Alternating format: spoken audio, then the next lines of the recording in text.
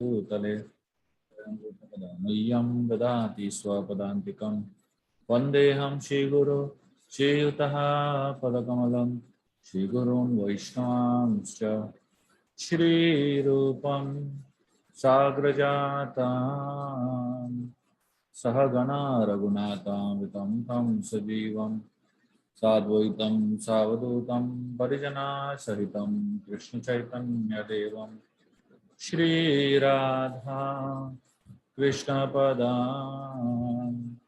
सहगणा ललिता श्री विशाखान्वितं च हे कृष्ण करुणा सिंधु दीनबंधु जगत्पते गोपेश गोपिकाकांत राधाकांत नमोस्तुते तप्त कांचन गौरांगे राधे वृंदावनेश्वरी वृषभानुसुते देवी प्रणमामि हरिप्रिये पंचकल्पतरुभ्यश्च कृपा सिन्धुभ्येव च पतितानां पावनेभ्यो वैष्णवेभ्यो नमो नमः।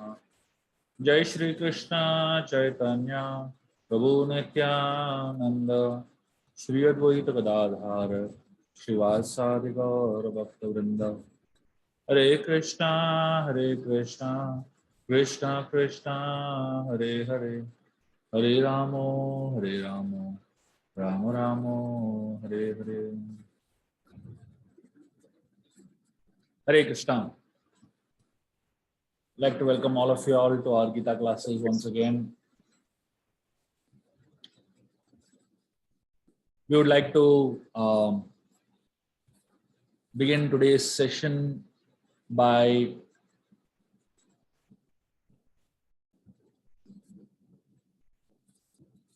introducing the concept of the two roles of God in our lives. That's what we're going to be discussing today. And the second chapter, which is, if you remember last time, we had spoken about how the second chapter is a summary of the entire Gita. It's called Contents of the Gita Summarized. And we began the second chapter by talking of Sanjay, his questioning, or rather his observation. And last time we had spoken about the one particular aspect of Arjun that Sanjay highlighted, the aspect of Arjun having tears in his eyes, Ashrupurna Kulekshanam, he's like broken down and he's totally lost his ability to see clearly. And then we just got into the second verse of the Gita of the second chapter, which is this one. We didn't really discuss it, but I just gave you all like a small glance at it. And today we're going to go deep into this second verse. And this is one of the most powerful verses of the Gita. And also it teaches us something very important of the two roles of God in our lives. We'll chant the verse first. You all can simultaneously chant as I'm chanting. Shri Bhagavan Vacha Kutastva Kashmalamidam Vishamaya Samupastitam Anarya Justam Asvargyam Akirti Karam Arjuna. So here, this verse begins with the word Shri Bhagavan Vacha. So let us begin from there. As I said, if you remember, this is the first time Krishna is speaking something in the Gita. And because this is the first time Krishna is speaking something in the Gita, he is being introduced in the Gita and his name is being brought up in a formal way.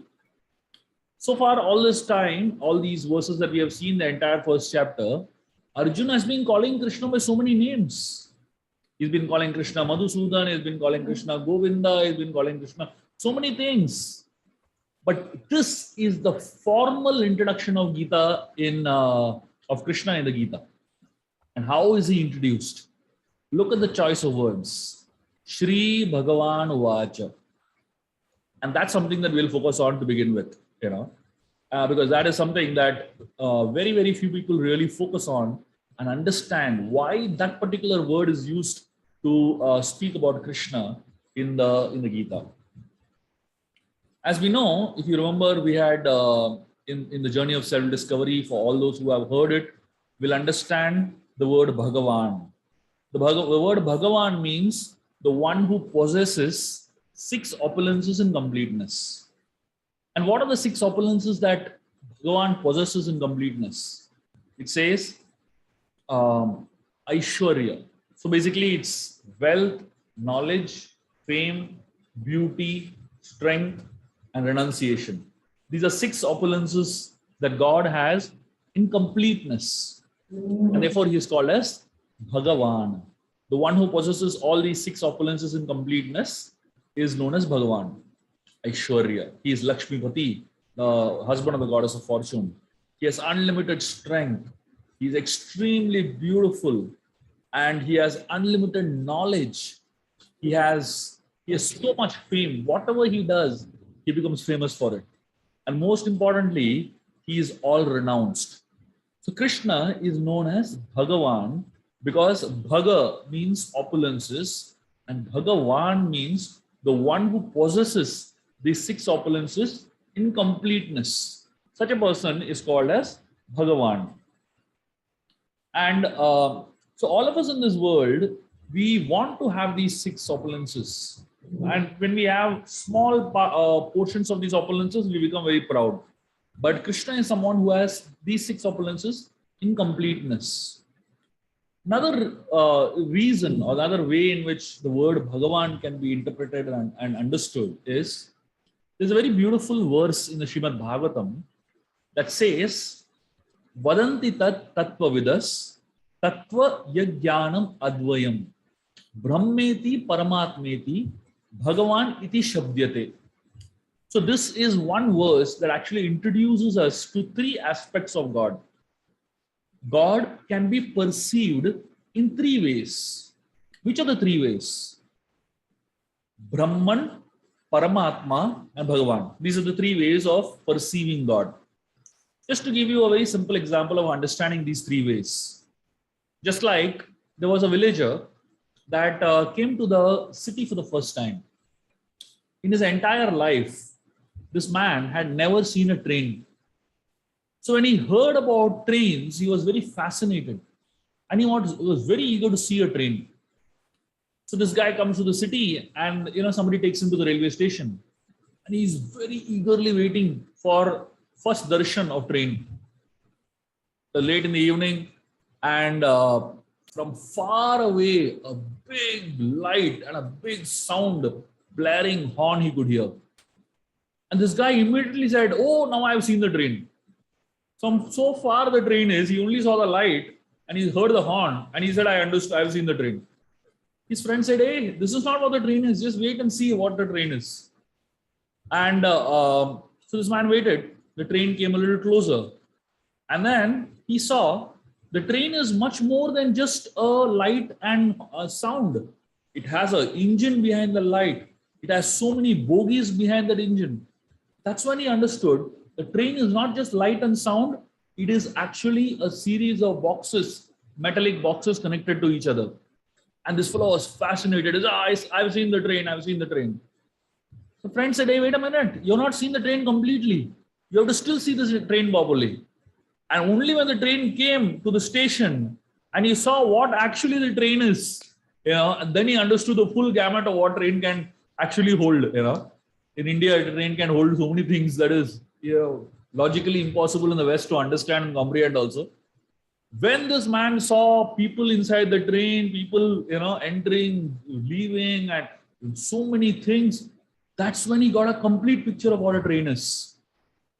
Similarly, God has 3 aspects: Brahman, Paramatma, and Bhagavan. And each aspect is more complete than the previous. Brahman is the first aspect of God. Which aspect? The aspect of God which is the light emitting from God's body. It is called as Brahman effulgence. A lot of people stop there. They think they have understood God. They think that now I know God. Only those who are knowledgeable explain to them, "Baba, this is not completely God. This is one aspect of God." The effulgence coming out from Krishna, his body, is known as Brahma Jyoti.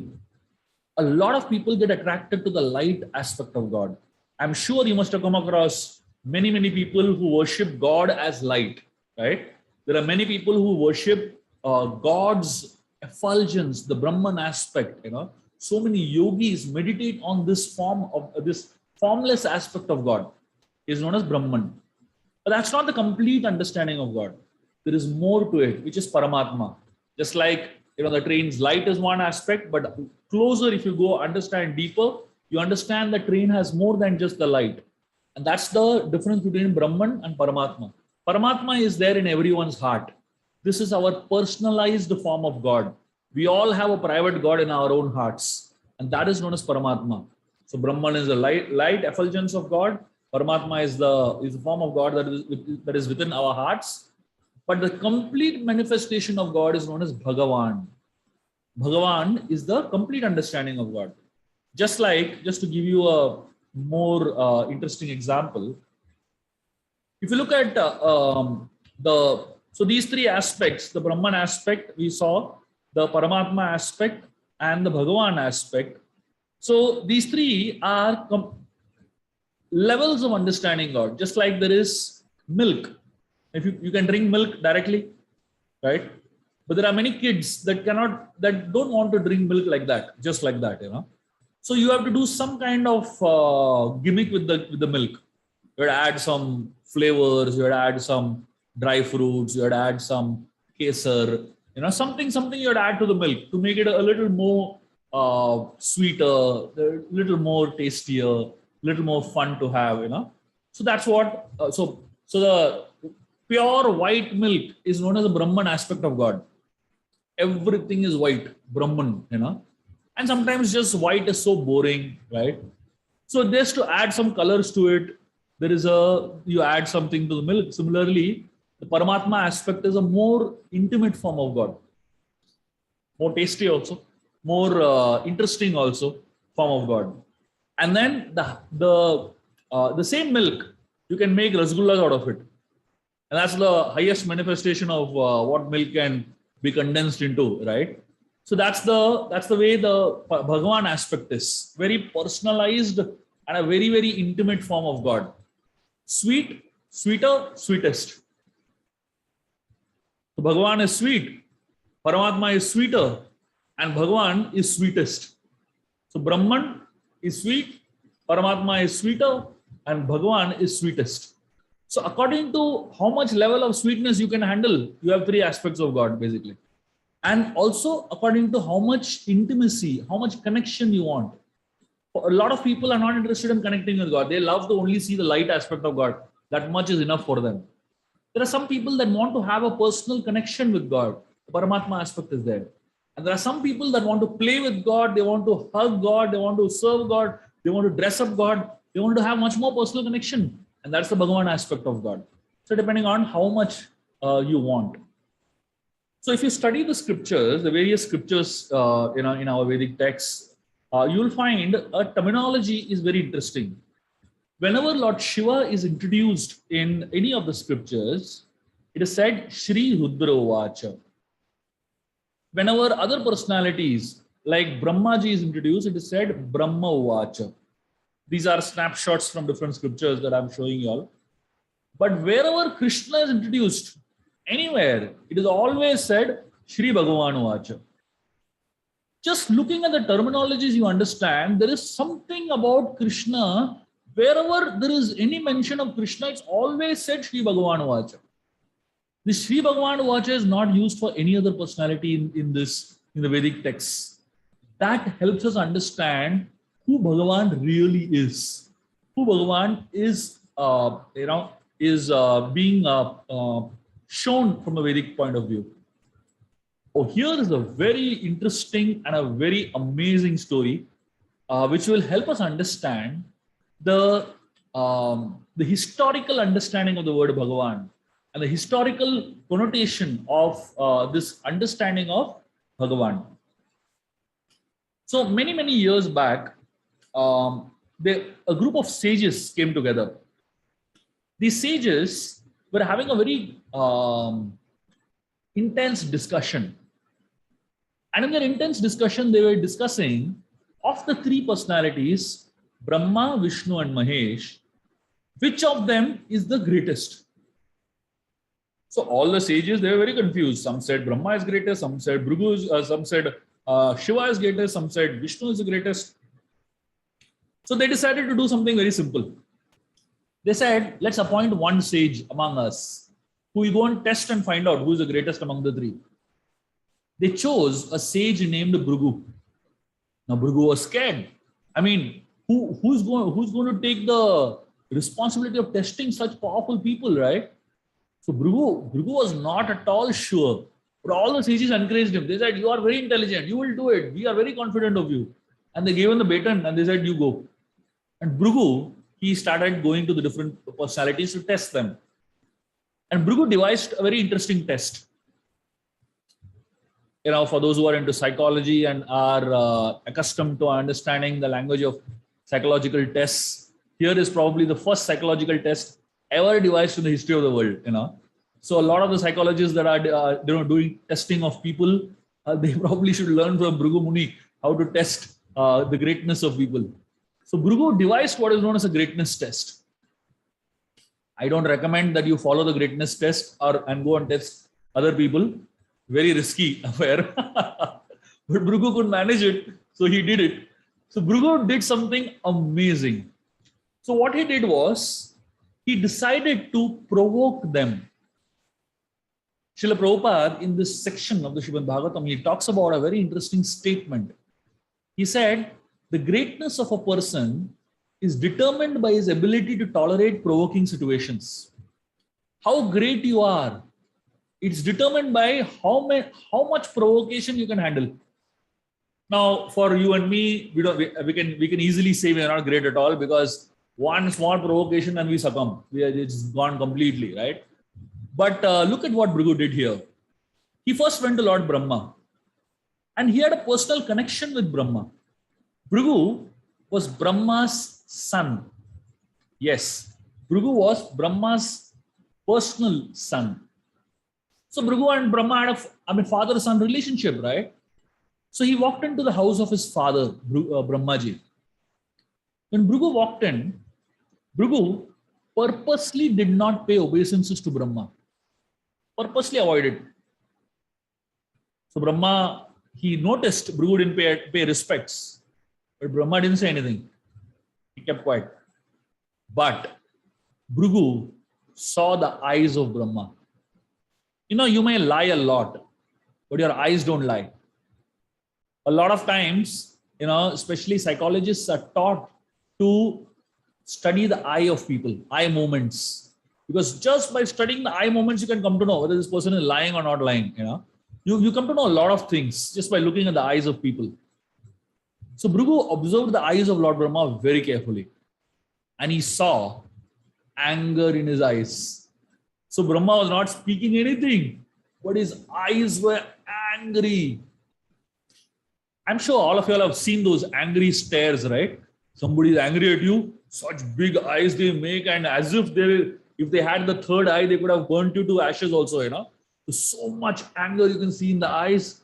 So Brahma, he had like terrifying anger in the eyes. He didn't say anything, kept quiet, kept his mouth shut. But Bhrigu saw he's angry.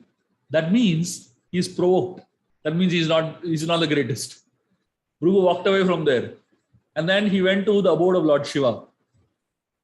And when he went to the abode of Lord Shiva, now Shiva and Bhrigu were brothers. You know, both had Lord Brahma as their father, and Shiva and Bhrigu were brothers. They loved each other. Shiva was so happy that his brother has come after a long, long time. Shiva ran to embrace his brother Bhrigu. He ran to welcome him and, welcome him to his abode in Kailash. When Shiva reached very close to Bhrigu, Bhrigu said, "Hey, stay away from me. Don't touch me. Your body is filled with ashes. I don't want to touch you." Bhrigu did the second level of offense. He provoked him at the higher level. With Brahma, he did what is known as mental offense. He didn't do anything wrong. He didn't say anything wrong. He only mentally offended him by not offering respects. But with Shiva, he did the second level of offense, which is known as verbal offense. He actually told Shiva that don't touch me, you're dirty. And Shiva got so angry, he removed his Trishul and is going to kill him. Parvati Devi came in between and she intervened and stopped. Bhrigu, he immediately said, this is not the greatest. And then Bhrigu walked straight to Vaikuntha, the abode of Lord Vishnu. And Bhrigu walked straight into Vaikuntha, the bedroom of Lord Vishnu, literally. And Vishnu was lying on a snake bed. Bhrigu went and did the third level of offense. You know what he did? He went and kicked Vishnu on his chest. Straight. Went and kicked Vishnu. Imagine somebody is in his bedroom and some outsider walks into the bedroom and kicks that fellow on his chest. How insulting it is. That too in front of Lakshmi Devi, in front of the wife of Lord Vishnu, Bhrigu kicked him. This is the highest level of offense. This is physical offense. So with Brahma, he did mental offense. With Shiva, he did verbal offense. Now with Vishnu, he did physical offense. Kicked him on his chest. And as soon as Vishnu was kicked on the chest by Lord Brahma, he did something incredible. He got off from his snake bed and he started massaging the feet of Bhrigu. He said, "My dear sage, your feet must be hurt because my chest is as hard as a stone and your feet are as soft as a lotus. Let me massage your feet." When Vishnu did like that, Bhrigu was shocked and bewildered. He couldn't believe that someone who has just been kicked like that on the chest, is not offended, but rather he's feeling compassion to the person who kicked him. And Bhrigu immediately realized that this person is special. There are a lot of people in this world who provoke us. When people provoke us, we get angry. And that is exactly what people want when they provoke us. They expect us to react. They expect us to retaliate. When we retaliate, when people provoke us, they feel good. Why? Because they feel this fellow also reacts. He also reacts. So they feel good that they can react. Everybody is reacting, so I can also react. So most people, they actually feel good when they see someone succumbing to a provocation. Ideally, we should learn to deal with provocations just like Lord Vishnu. Instead of feeling angry on Bhrigu, Vishnu felt compassion to Bhrigu. Because the one who provokes you is not stronger than you, but actually he is weaker than you. The person who provokes is not powerful. In schools and colleges, we have bullies, right? And now in the online world, we have cyber bullies. So we have people who are bullies. In every home, there is typically one bully at least. Sometimes the wife may be a bully. Sometimes the husband may be a bully. Sometimes the children may be bullies. Sometimes the maid is the bully in the house, right? So we have bullies all around us. And people bully us a lot. And one of the things that bullies love is when people get scared.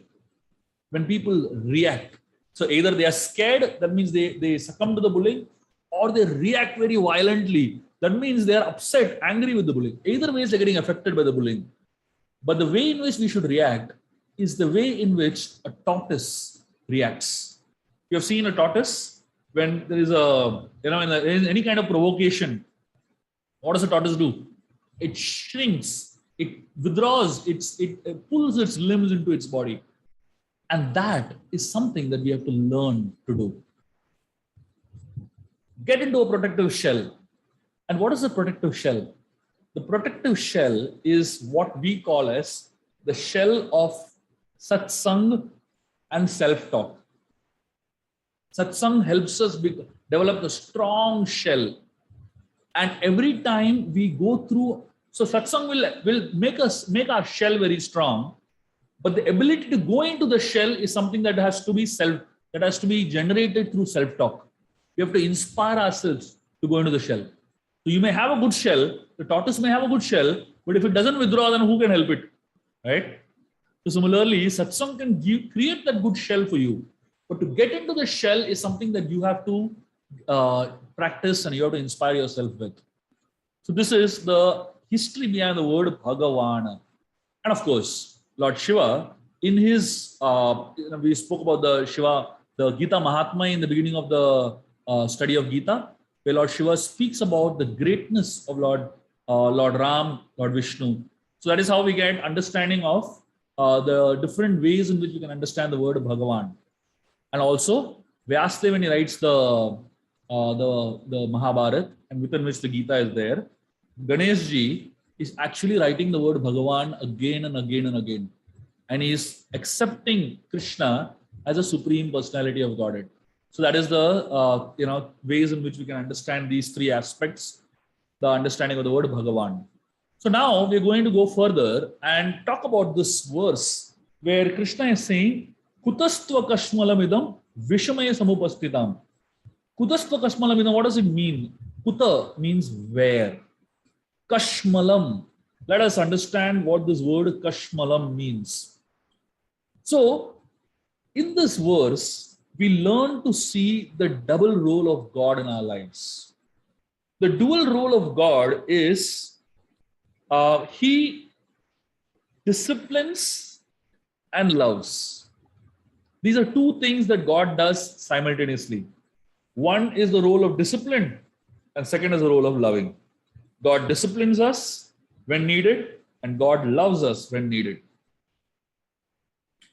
There was a man who, there was a king actually.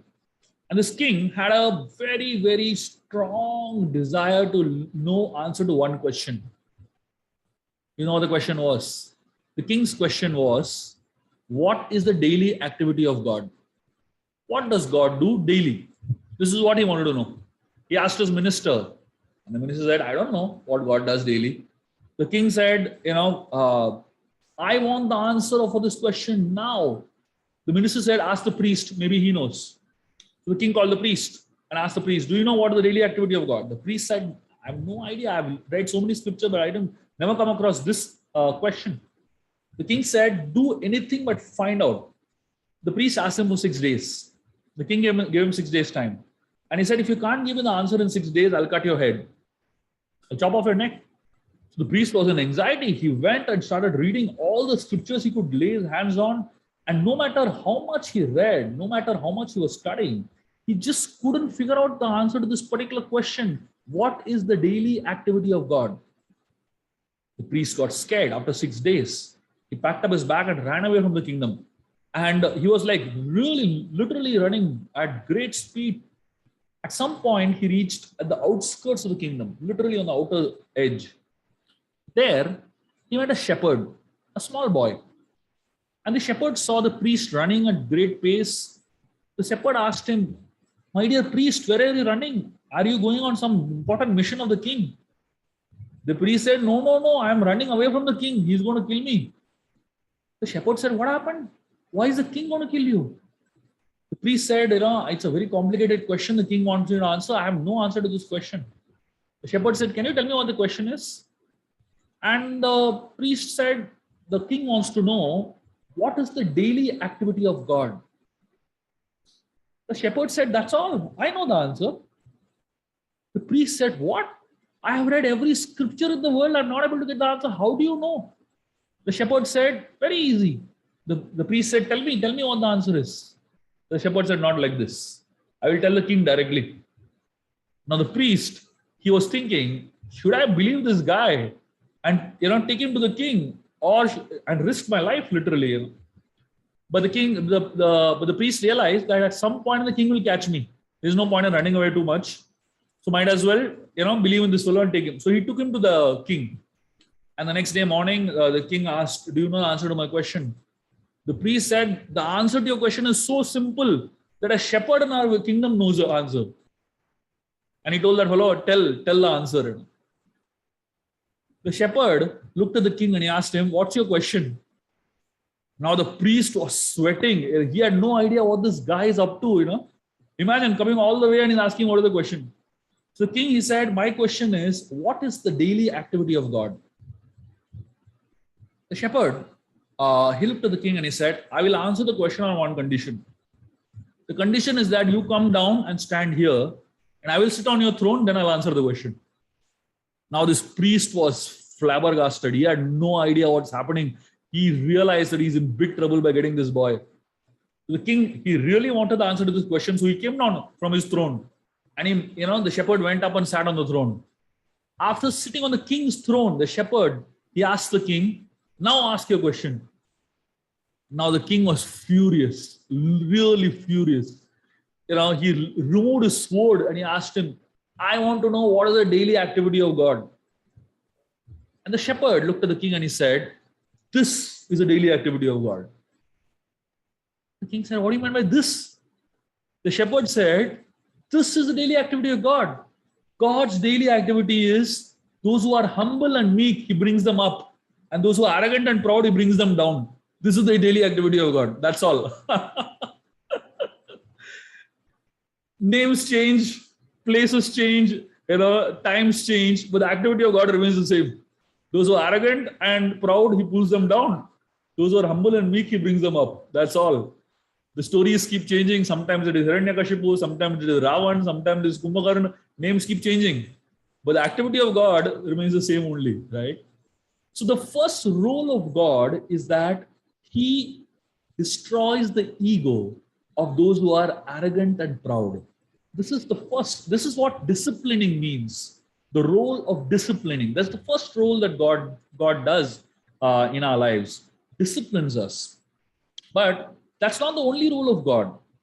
God also loves us. So if he was only disciplining all the time, it would be very difficult to deal with him, isn't it? So, and if he was only loving all the time, there would be too many people that will take advantage of God's love. And therefore, God does both. He does, discipline and love. Let me tell you all a very interesting story from the Srimad Bhagavatam. There is a very interesting story known as the Brahma Vimohan Leela. I'll just tell you all the story in very, very brief, and I'll just come to the point which I want to make. At one point of time, Krishna was playing with all his friends in Vrindavan. And while he was playing with all his friends, at some point they got exhausted. They sat down to eat their lunch, and all of them were sharing the meal. They were all, sharing each other's tiffin box. And at some point, all the boys realized that the cows are missing. So Krishna told the boys, don't worry, just sit and eat, continue eating. I will go and find the cows. So Krishna got up alone and walked into the forest to find the cows. While Krishna walked into the forest, in his left hand, he had dahi rice, curd and mixed with rice, dahi rice, right? Curd rice. And in his right hand, he had a stick. In his left hand, he had curd rice, and in his right hand, he had a stick. He was like eating and walking around looking for the cows.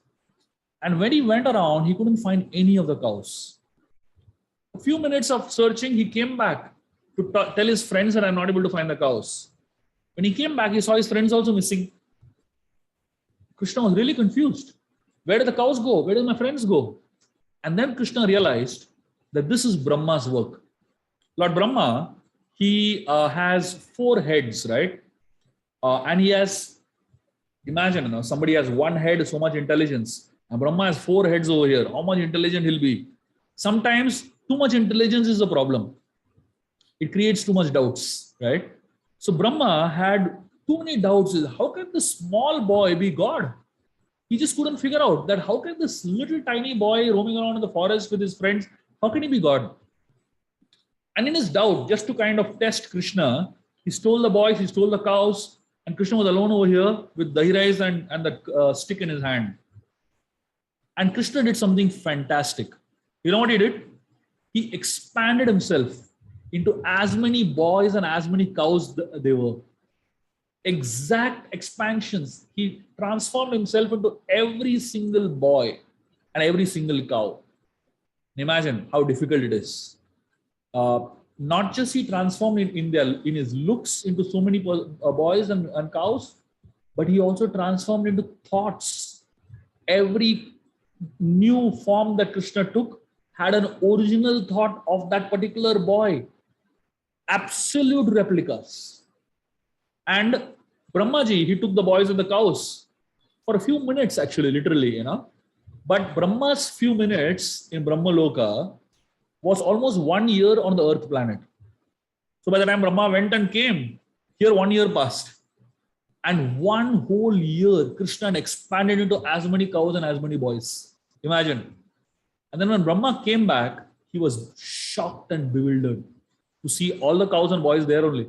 He turned back and saw the cows and boys were there in the cave where he had kept them.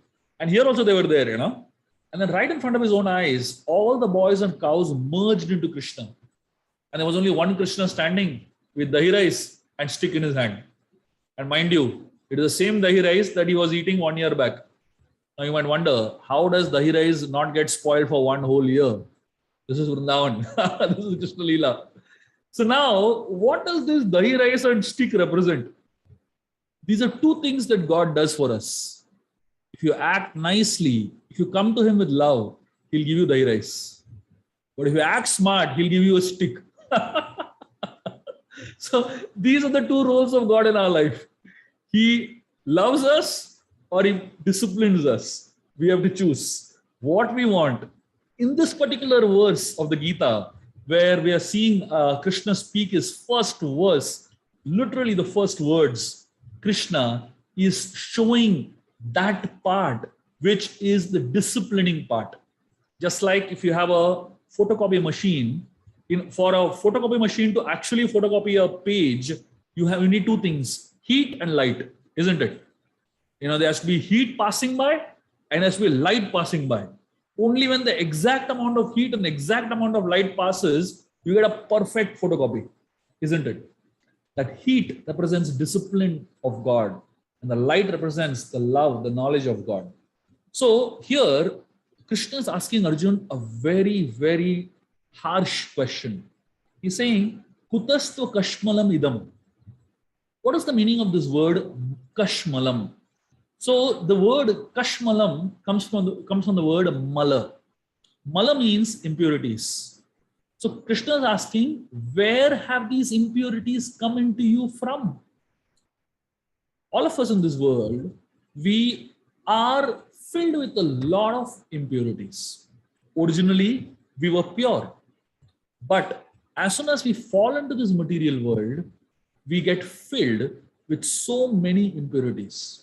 Just like we find rainwater, when water falls down from the skies, it is absolutely pure.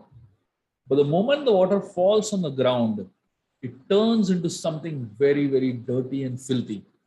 And the same filthy water, if you again put into a purifier, what comes out? Bhagavad, and a fantastic, high-class, clean, pure water, right? So all of us are like this water. We are pure souls from the spiritual world. We all belonged to God. We all were with God in the spiritual world. But when we fall into this material world, we get contaminated. And that contamination creates impurities. And that is what Krishna is calling us kashmalam. He's asking Arjun, where have these impurities come into you from? Just like if you take a thread and if you bind this thread with bones, if you tie up a lot of bones on this thread, what happens? Naturally, that thread becomes dirty and contaminated. And the same thread, if you take and tie beautiful fragrant flowers to it and make a beautiful garland out of it, the thread actually has the fragrance of garlands, right? The thread is not good or bad. The thread is not pure or impure. It depends on what it ties up, what it is connected to. Similarly, the soul is always pure when we are in the spiritual world with Krishna. But the moment we come into this material world, we get filled with impurities, mala. And these impurities have the tendency to affect our thought process, our mindsets, our consciousness. And which is why the soul, which is originally pure, now when it is contaminated by material consciousness, becomes impure. And to get back or rather to filter, or rather to create a right filtration of the soul, purify the soul, we need to put it into a machine. What is the filtration plant that is available in this world? The filtration plant that is available in this world is the plant of Krishna consciousness. When we chant the Hare Krishna Mahamantra, Hare Krishna, Krishna Krishna, Hare Hare, Hare Rama, Rama Rama, Hare Hare. This is actually your personal aquaguard, your personal filtration plant. Every day in the morning, You can enter into the filtration plant and feel yourself coming out purified. Feel the soul getting purified from the Kashmala. Then Krishna doesn't have to ask us in the morning, Kuta Kashmala. Technically, this question is not for Arjun, it is for all of us. He's asking us, Kutasto Kashmalamidam, where have these impurities come from? So it's our responsibility to purify ourselves for chanting the holy name and emerge out a pure soul. So unfortunately, of course, what we do is just like an elephant has a fantastic bath. I don't know how many of you have seen elephants have bath, and they really consume a lot of water to have their baths, right? I mean, 200, 300 liters of water probably, and massive quantities of water, and they had a fantastic baths, squeaking clean, body. And as soon as they finish their bath, you know what they do? They take mud and throw on their bodies. First thing, as soon as they come out of the bath, take mud and throw on itself. That's exactly what many of us do. We chant the holy names of the Lord, we get completely purified through the process of chanting, and as soon as we completely get purified through the process of chanting, we take mud and throw on ourselves. Again, contaminate ourselves by the wrong consciousness, right? When we get too intimately connected with the non-devotees, with the wrong kind of people, we tend to have impurities. So Krishna is asking Arjun, where have these impurities come into you from? He says, this is not befitting you. He says, Anarya Justum Aswargyam. What is the meaning of the word Anarya? The word Arya means someone who is cultured. Anarya means someone who is uncultured. The Britishers came up with this Aryan invasion theory, the most stupidest theory in the world. In fact, in the Ramayana, when Britishers talk about Aryan-Dravidian divide, it's absolutely made up theory. In the Ramayana, Ravan is telling his brother Vibhishan, you are behaving like an Anaryan. And people call them Dravidian. So Ravan is calling himself Aryan, and the whole world, everybody is saying these are Dravidians. Where did this whole concept come from? The word Arya simply means cultured people. Cultured people essentially is referring to those people who are followers of the Vedic culture. That's what the word Arya means. And the word Anarya means the one who is not befitting an Arya, the one who is not befitting the idea of being cultured. Interestingly, there are some very strange people in this world who call themselves Aryans. I'm sure all of you have heard of this place in Germany named Dachau. And here, Hitler killed 60,000 Jews. And interestingly, he called himself as Aryan, and his definition of Aryan is very interesting. Look at his definition of Aryan. If Krishna hears his definition, he'll have a good laugh.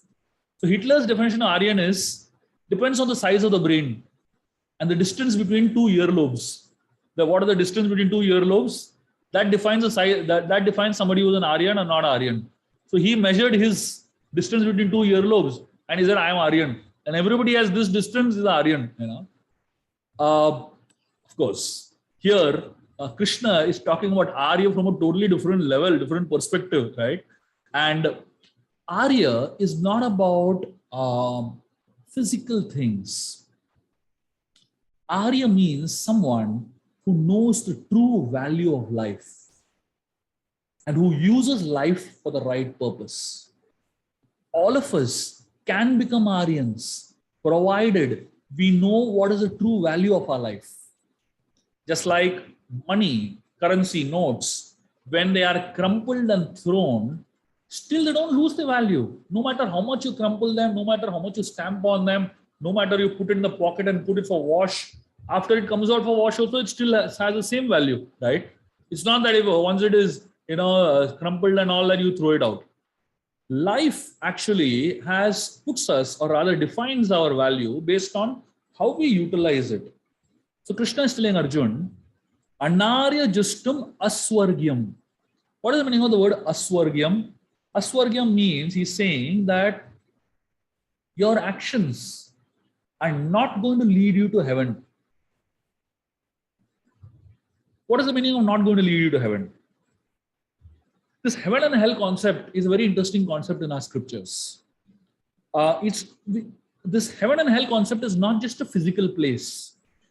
The scriptures also define heaven and hell from the point of view of mindsets. The mind, unfortunately, is not loyal to higher truths of life. The mind is always thinking that something else will make us happy. This is the nature of the mind. What you have is not going to make me happy, but something else will make me happy. So Arjun over here is thinking, this war is not going to make me happy. Not fighting the war is going to make me happy.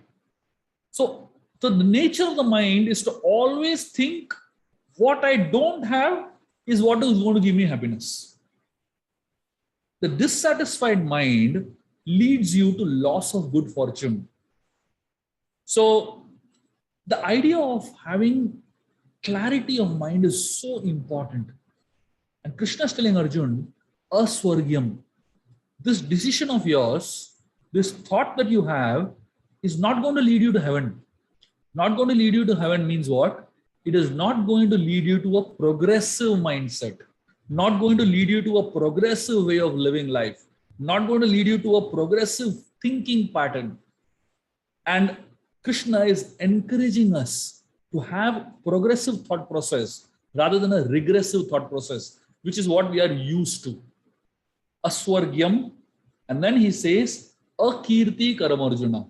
So he says this verse, kutashva kashmalabidam, vishamaya samupastitam, anarya justam aswargyam, akirti karamarjuna.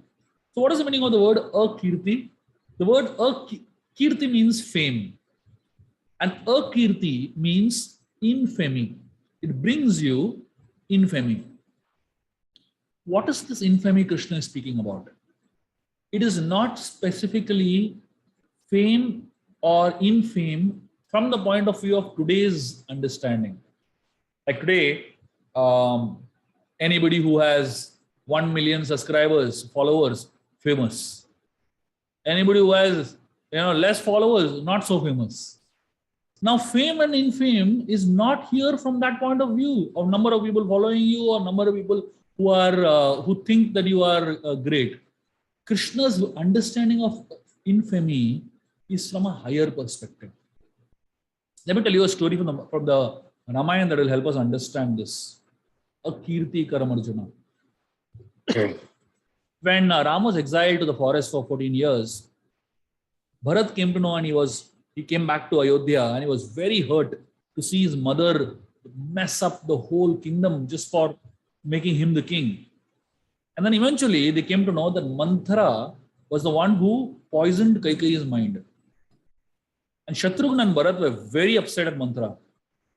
At one point of time, they were sitting and talking, having a very serious discussion. Everyone in Ayodhya was crying. Literally, the whole country was mourning the death of their king, exile of the princess. And in that mourning period, one lady, Manthara, she is walking into the palace singing songs. Now imagine, there's a death ceremony going on. And there you go and start singing some Bollywood song and all.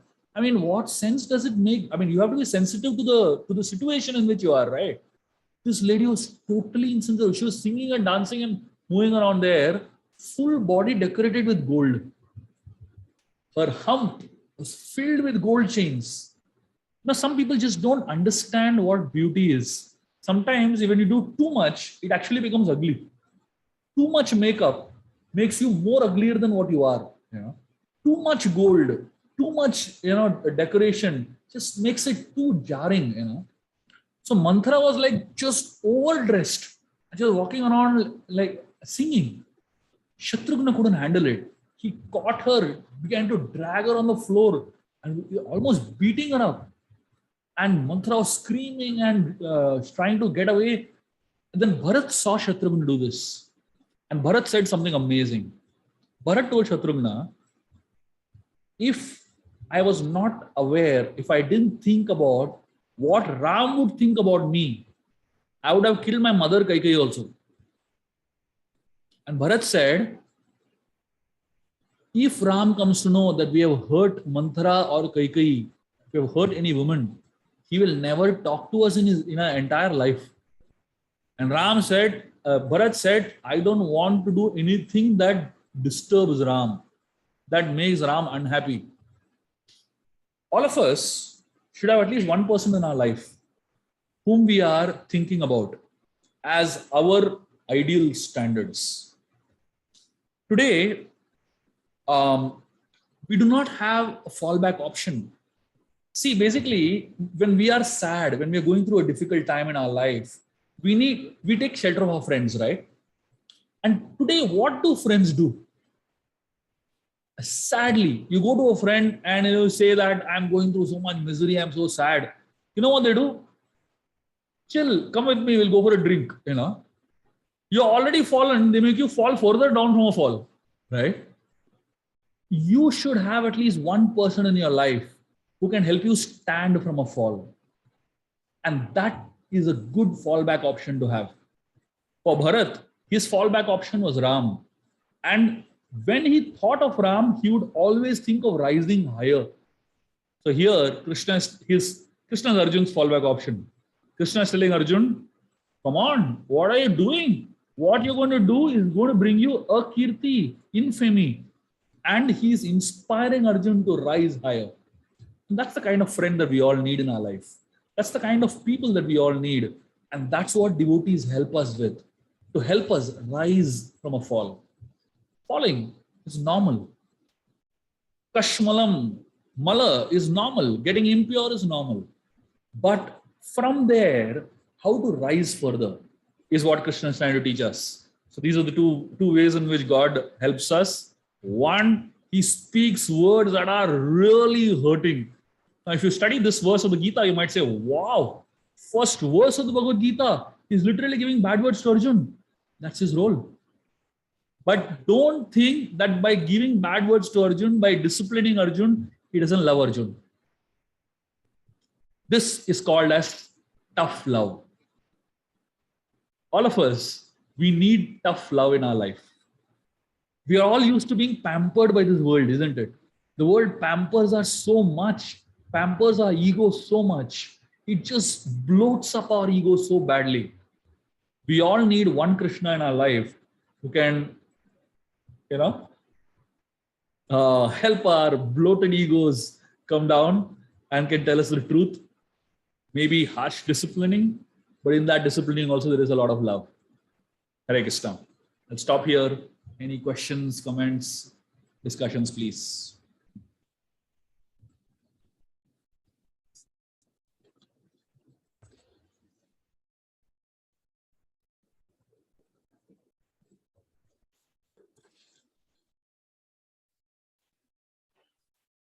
Prabhuji, Hare Yes, Krishna.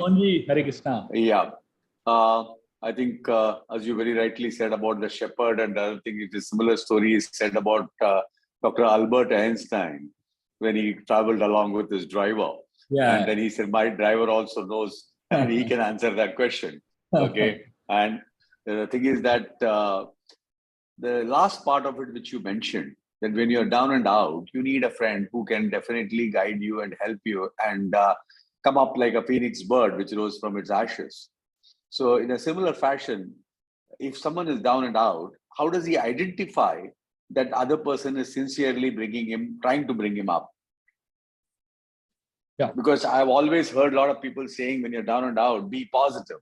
And that be positive becomes a very toxic stuff in most of the people's life. So how does one identify when you're down and out because your thought processes are clouded at that time? So in my understanding, let me explain to you from my personal experience, when you are in your most difficult times of life, there will only be one or two people that will be around you. Most people run away. So you don't have too many choices anyways when you're down, right? and those one or two people that are around you, there are some that are sympathetic towards you. They sympathize with you. They empathize with you. They understand what you're going through. They feel bad for you, but they can't do much for you. And you will typically end up having at least one person in your life who not only sympathizes with you, but can also pull you up. Correct. If you have that one person, you're fortunate. You're very fortunate. If you don't have that one person, please look out for that one person during good times of life. You won't find them suddenly during bad times. Oh, that's right. Okay. Thank you. Thank you. Thank you. Ajay Chaitan Babu, please.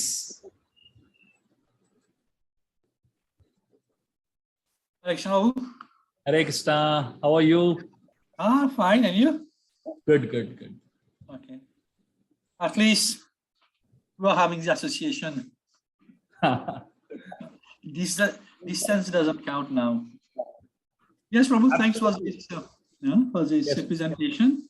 Regarding this Sri Bhagavad Uvacha, when you said it refers only to Lord Krishna, I have the impression, right?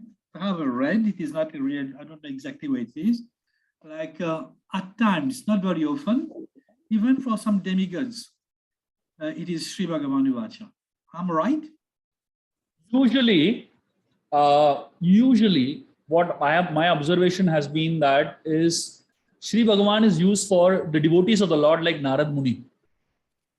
Not so much for Brahma and many others, but is specifically used for exalted souls like Narada sometimes, who are also representative of Bhagavan. You know?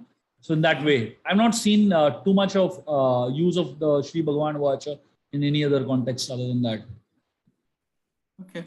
And even if it is referring to some particular others, usually the context in which they are referred to is as devotees of the Lord. I see. Okay. So Okay, Bhakta, Bhagavan, Bhakti, they are all interconnected. Thank you, Guru. Thank you, Babu. Hare Krishna. Kumar? Yeah, Hare Krishna, Prabhuji. Haribol. Yeah. Prabhuji, this I would like to understand it a little more better. From my understanding, the last you can say conversations about tough love, because in situations when you're lost, when you're confused, your confidence is already gone, and when a tough love is displaced, can it further break you, and question your own self-worth or confidence? So just to understand a little more better. Yeah. See, when you are broken, when you are disturbed, what happens? A lot of it depends on your capacity, right? So a lot of people in their highly disturbed state are still stable, can absorb tough love, basically. But there are some people who are so volatile that when they are given heavy stuff, they completely wither away, right? So it always depends on the expertise of the person that is dealing with them. So if you find, ideally the person who's dealing should be expert in dealing. Otherwise, you end up messing up even further, right? So Krishna, when he is giving tough love to Arjun, he knows that Arjun has a capacity to handle it. Arjun is not like some crybaby that will, say, "Arey, bahut zyada bol diya." He's not. Arjun knows how to cry too much and completely break away, right? Because even to handle that kind of tough love, you need some inner resilience, basically. And of course, there is also stories where Lord Chaitanya Mahaprabhu, if you study Chaitanya Charitamrita, where there was a person named Shivananda Sen, whose brother was very highly disturbed, Shrikant Sen, very highly disturbed because of something, some behavior of somebody else. And Shrikant Sen, when he came to Lord Chaitanya, Govinda, so in those days, the etiquette was when you come in front of a sannyasi, you don't wear a upper cloth. You come, removing the upper cloth. It's a mark of respect, basically. In those days, 500 years back. But when Shrikant Sen came in front of Lord Chaitanya, he was wearing it. He just was like too disturbed, mentally. So Govinda tried to stop him, saying that, "Hey, what are you doing? You remove the upper cloth." Chaitanya Mahaprabhu saw it and he told him, "Don't say anything to him. He's disturbed." And Lord Chaitanya told Govinda, his secretary, he told him that a person who is disturbed does not need advice, he needs hope.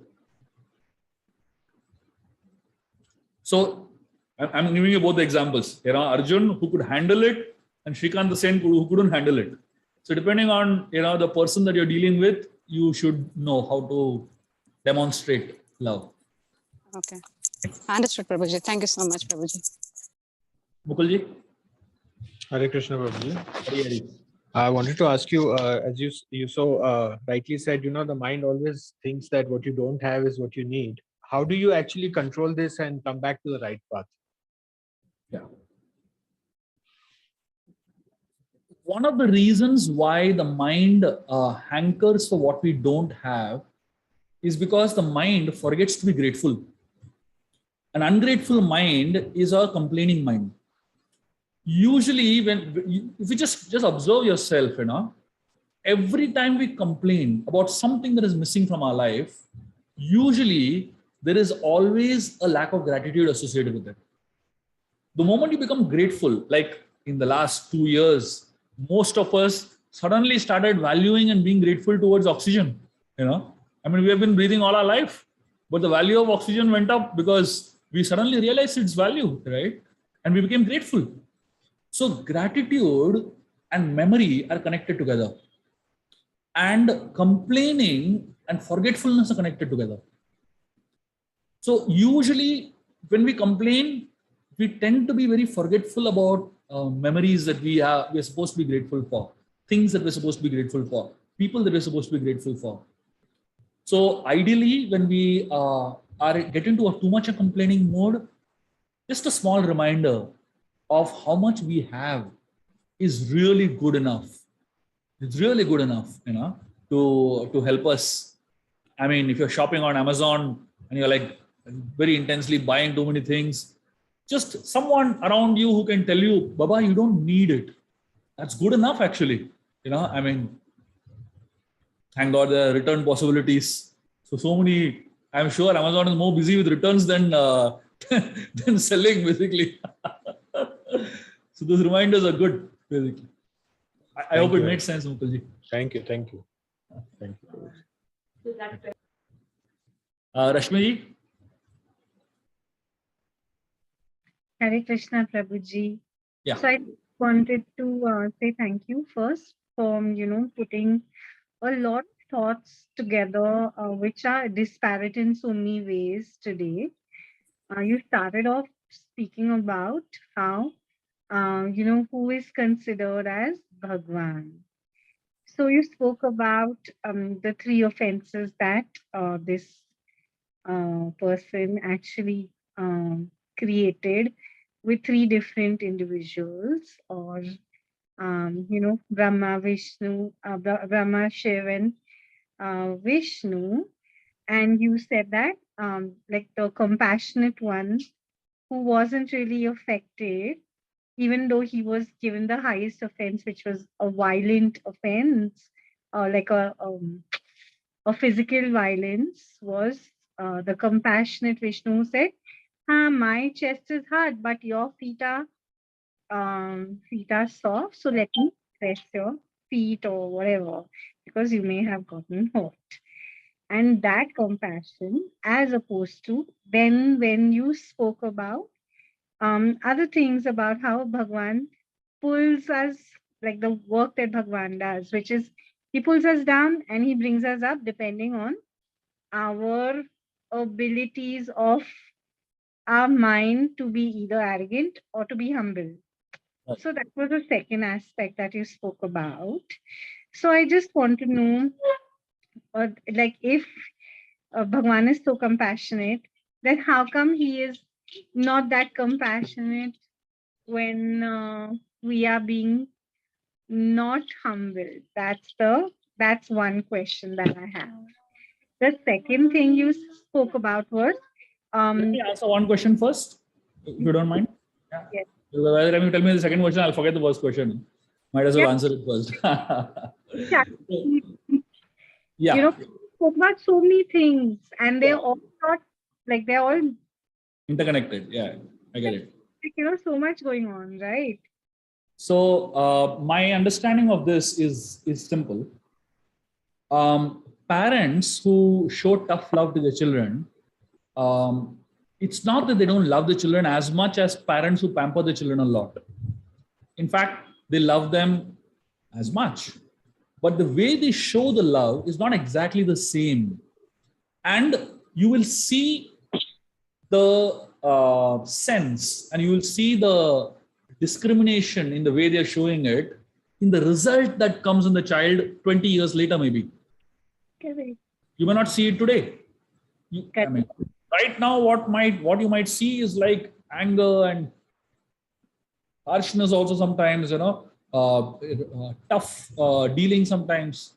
But this will actually help much later, and it's important. Correct. Krishna is not our uncle and aunt and grandma and grandpa who only pampers us and only gives us goody things, Krishna is our father. He does what is needed. Sometimes he does it in a very intense way, but that's his right and that's his duty. That's my answer. I hope that answers your question. Okay, so in a way it does that, like Krishna is supposed to ensure that the end outcome of what he is raising is like a happy space for the individual. That's what you're saying. Like if you relate it to, Yeah. so in encouraging us to become more resilient, gritty, etc. Right. So that's one thing. The second thing that I wanted to ask you about was satsang. And then you also spoke about a friend. So when you are in your satsang and you like have the shell of the satsang and you're able to retract, but there are times in your life when you are so low that you want to feel that you are getting pulled up by somebody, right? So like you rightly said, you're really lucky if you have such a friend. Often and also often your friends will take you out for a drink, though they may be spiritual. So how do you find that right balance? Like, where do I find that friend? Like, my spiritual friends don't even live close to where I am. Through this pandemic, it's been a tough one, no? So what do you do? See, it's like this.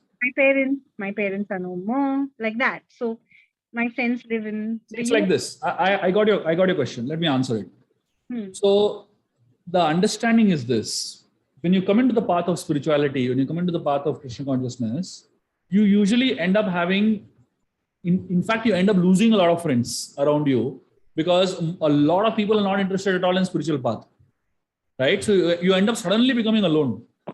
But that's not the reason to hang on to people who are not having the right consciousness, right? So a lot of people, just for the fear of missing friends, they just hang on with anybody. That's not how it works. Let me explain to you very simply. When you take on the path of spirituality, you may have one friend that you might find new completely, whom you have never known before, but who is interested in the path of Krishna consciousness. You hang on to that one friend. And then as you keep coming to satsang, as you keep coming to the temple, as you keep connecting with people, slowly, the number of people that are in connection with you, spiritually aware, increases more. There will be a point of time in your life, I can predict that your contact list will be filled more by devotee numbers and emails than your regular friends. There will be a point of time. I can predict that. And I'm sure you'll come to me one day and tell me that I have more Prabhus and Matas on my phone than regular people. Till that day, be patient. Be patient. And also, when you're talking about your regular friends who are not exactly spiritually conscious, you don't have to give them up totally. So rather than taking association from them, learn to give them association. Give them association of Yes. So rather than taking their association, give them your association. Give them understanding of Krishna consciousness, give them some, like I remember when I started coming to the process of Krishna consciousness over a period of time, and I used to hear these classes and come back, I would be so fascinated, by all the information I hear. I would go and catch my friends and tell them what I'm hearing. Some of them would stay and hear, some of them would run away from me. Either ways, I realized that I want to give rather than I want to take from them. Otherwise, I would have to hear about politics. I would have to hear about Bollywood. I would have to hear about cricket, which I'm not really interested in hearing. So you have to make that choice. So if you want to help all those friends that are existing, give them your suggestion.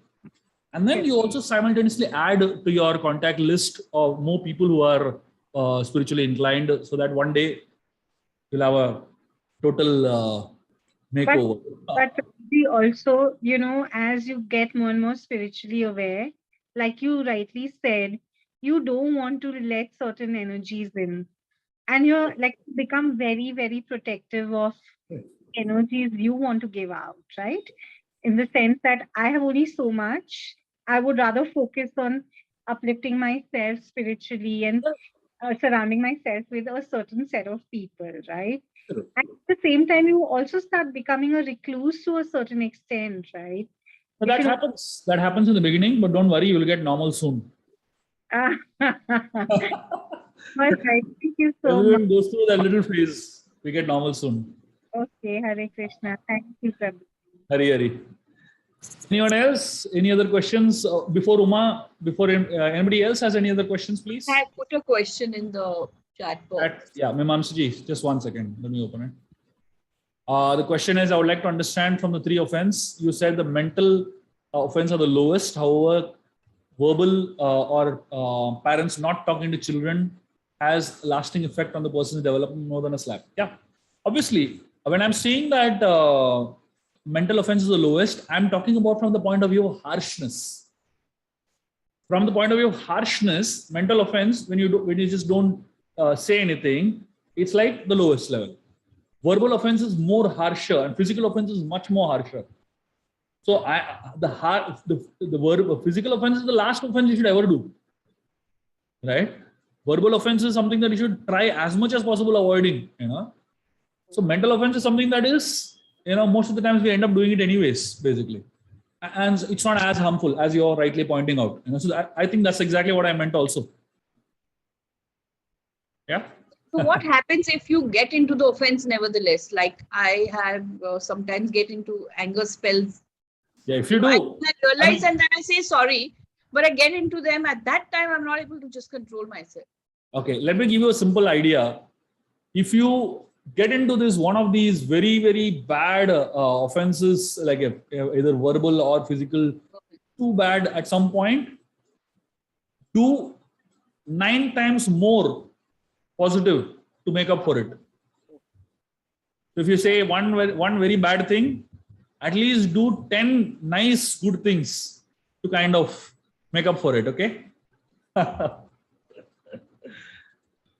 Why? Yes. Prabhuji, so you said that Krishna is like a father, or like a parent to us. So when we deal with our parents, we get to know that our parents are upset or angry or they are loving us. Is there a way for us to feel that coming from Krishna, that we're going in the wrong direction and he's upset, or he wants us to be a little more disciplined? Is there a way for us to understand so that we can correct ourselves? Usually, Krishna speaks through the words of his devotees. Okay. I'll tell you a story to help you understand this. And this is a very sweet story. All of you will love it. One time, Krishna was in Vrindavan and he was playing with all his friends. And they were playing hide and seek. And Krishna said, I'll hide, all of you find me. Now imagine if God hides, how is it possible to even find him? Right? So Krishna hid, and in about 2 seconds, his friends found him. And Krishna was shocked. He couldn't believe that his friends actually found him so quickly. The yogis in the Himalayas were searching him for thousands of years. They're not able to find him. And Krishna asked them, how did you find me? And the friend said, very simple. We saw that the peacocks were shouting so much in joy, but we saw on top there were no clouds. There were no black clouds for peacocks to shout so much in. And we just saw the direction in which peacocks were shouting. And when we saw the direction of the peacocks were looking, we saw you. That's it. So the Acharya has given a very beautiful explanation that if you want to find Krishna in the voice of his devotees. So we may not really get direct answers from Krishna unless you are really purified. But many times we get answers to the burning questions of our life through the words of devotees. Someone someday will just say something that you exactly needed to hear. And that's it. You can assume that it is Krishna only speaking to me. As simple as that. Okay? Yeah, thank you, Prabhuji. Anything else before we end? Very, very grateful to all of you all for your enthusiastic participation and enthusiastically being there for these classes. I'm hoping that most of you all are a part of the Telegram group that we have created for dropping small, wisdom notes once in a while. I mean, whenever I get a mood, I record something on the Telegram group and drop it as an audio note. And I'm sure many of you are feeling inspired through those Telegram notes. So those who haven't joined the Telegram groups, please do join them and it will really benefit you all. And I want to make one more announcement right now at this point is something very exciting for all of you all. And I'm giving all a good 6 to 7 months notice, basically, So for all those of you who want to join the Telegram group, we're going to be dropping the link of the Telegram group on the group just after the class. You can join there. The exciting announcement is this. December 2022, from 23rd December to 29th December, we are planning a yatra to Vrindavan. And I'm inviting you all right now, well in advance, 6-7 months, for anybody who are in other countries and other states and other planets, probably, you can plan your travel so that you can reach Vrindavan, reach India well on time. And for those who are within India, we'll coordinate the yatra as it comes. But these are the dates I've already told you all, 23 December to 29 December. And I can promise you all that if you all make it for this yatra, for this holy trip, it will be the most unforgettable trip of your entire life. And it will connect you so strongly to Krishna and the process of spirituality that it'll be worth the travel. If even anywhere in the world you are, please, please, please plan your trip in such a way that you come there on those dates. And it's clashing with the Christmas holidays for most people across the world. Those are the right holidays to come for and plan. You can get your kids, you can get your families, you can get anyone that are connected to this program, and anyone who positively wants to get connected. So we will keep it quite open to this group. Basically, I'm not announcing it to the world. I'm just not opening the yatra. I mean, I had a very intense experience recently. We had organized a Char Dham yatra, and I by mistake declared it open to the world. And in a matter of within 15-20 days, the number of people that got filled up was almost like 250 people. And we're just not able to handle the numbers. And we have almost like 70-80 people in the waiting list. So I'm not even having the guts to declare an open yatra this time. I'm only going to speak about it in this group only, so that we have a restricted number and only those who are attending the classes get the benefit of it.